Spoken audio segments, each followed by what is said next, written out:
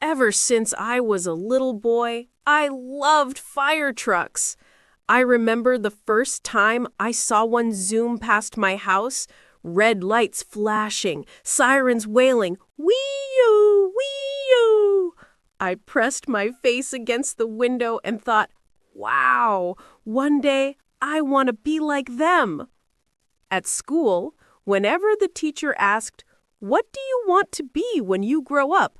I always shouted, "A firefighter!" My classmates giggled, but I meant it.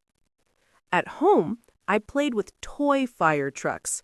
I wore a red plastic helmet and ran around the yard pretending to rescue my teddy bear from fires. My mom would smile and say, "Jake, you've got a brave heart." Sometimes I'd draw pictures of fire engines and stick them on my wall. My room looked like a tiny fire station. At night, I dream of helping people, saving lives, and hearing everyone cheer when the fire was out. My dad even helped me do practice fire drills at home. We learned how to crawl low under smoke and check the smoke alarm. It was fun, and it made me feel like a real hero. But I knew being a real firefighter wasn't just about playing pretend. I had to learn. I had to grow strong. I had to never give up. So, I started reading books about fire safety, watching videos, and asking questions whenever I saw a firefighter in town. One day, when I was about 13 years old, I went to a fire station open day with my dad. There, I met Captain Riley, the bravest, kindest firefighter I'd ever seen. I asked him, "Captain, what do I have to do to become like you?" He smiled and said, "Keep your heart brave, your mind sharp, and your hands ready to help." From that day on, I promised myself, no matter what, I'll become a firefighter. So, I trained hard. I exercised every morning. I studied science, safety, and teamwork in school. When my friends played video games, I sometimes practiced lifting weights or jogging. It wasn't easy, but I loved every moment. Years passed, and finally the day came. I got accepted into the firefighter training academy. I still remember walking into the academy gates, nervous but excited. The training was tough, running with heavy gear, learning to use hoses, practicing teamwork. But every time I felt tired, I'd remember my dream, to help people. After months of hard work, sweat, and teamwork, I finally graduated. When they handed me my firefighter badge and helmet, I felt like I was standing on top of the world. I was no longer just Jake the Dreamer. I was Jake the Firefighter. My first day at the fire station was unforgettable. The building was huge, shiny red engines lined up, hoses coiled neatly, gear ready to go. Captain Riley was there too. He smiled and said, "Welcome to the team, Jake." Every morning, we checked our equipment, helmets, oxygen tanks, hoses, radios. We cleaned the trucks, polished the gear, and made sure everything worked perfectly. Firefighting isn't just about action, it's about preparation. We trained every day. We practiced climbing ladders, carrying heavy hoses, and rescuing dummies from smoky rooms. We also studied maps of the city, learning every street, every hydrant. Sometimes we got calls that weren't big fires, like rescuing a kitten stuck in a tree. One time, I gently climbed up, talked softly to the scared kitten, and carried it down to a crying little girl. She hugged the kitten tight and whispered, "Thank you." That was the first time I felt like a true hero. But not every call was small. One evening, the alarm blared. "Fire at Pine Street Apartments! People might be trapped!" My heart raced as we jumped into the truck. Sirens screamed through the night. The sky glowed orange with smoke in the distance.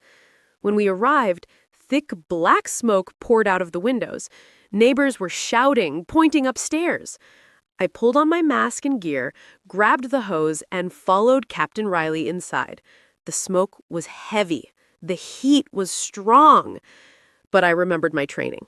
Stay calm, stay low, stay focused. As we searched the rooms, I heard a tiny sound. Meow, meow. I shined my flashlight. There it was, a small kitten, trembling under a chair. I scooped it into my jacket, kept it close, and made my way out through the smoke. Outside, a little girl was crying, "My kitten! Has anyone seen Snowy?" I knelt down and opened my jacket. "Is this your Snowy?" Her eyes lit up. She hugged me and said, "Thank you, Mr. Firefighter." I smiled and said, "Always stay safe, okay? And never go back inside during a fire." That night, as we drove back to the station, I stared out the window and thought, this is what I was born to do. Not every hero wears a cape. Some wear heavy boots and helmets. Being a firefighter taught me courage, but also kindness. At the station, we're like a big family. We share meals, tell stories, and train together. We trust each other with our lives. But what I love most, teaching others how to stay safe. Sometimes I visit schools and talk to kids.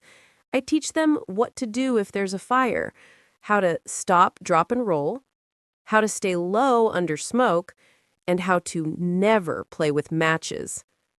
One day, a teacher handed me a certificate that said Community Hero. I didn't expect it, but it made me proud. Not for the award, but because I was making a difference. At home, my family supports me every day. My parents say, "We're proud of you, Jake." My little sister says, "You're my hero." That makes my heart full.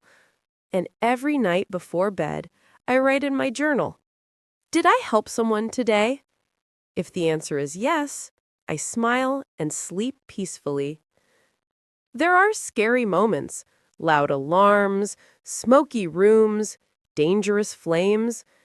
But when you work with brave teammates and you remember your mission, to help, the fear turns into focus.